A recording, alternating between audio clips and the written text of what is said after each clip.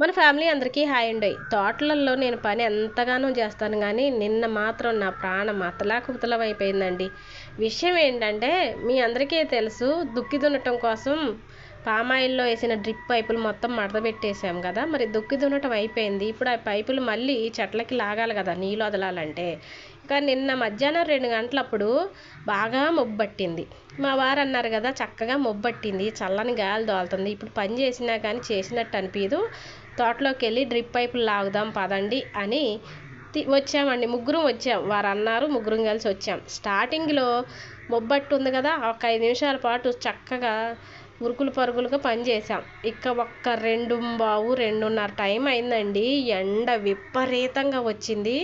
ఆ ఎండలో పైపులు లాగేసరికి మామూలుగా లేదండి. పైపులు మొత్తం పరిచేసరికి 5 అయింది. మళ్ళీ మాకు తోడు పాపం లియోగాడిని కూడా తీసుకొచ్చాం. అనవసరంగా ఇంటి దగ్గర ఉంటే ఒక్కతే అరుస్తూ ఉంటుంది కదా అని తీసుకొచ్చినాం.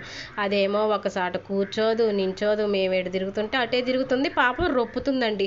నేలకు బయట పెట్టేసి రొప్పుతూ ఉంది. 10 నిమిషాలకు 15 నిమిషాలకు మంచినీళ్ళు పోస్తూనే ఉంటే తాగటం, మళ్ళీ మా అమ్మట ఉరుకులు పెట్టడం.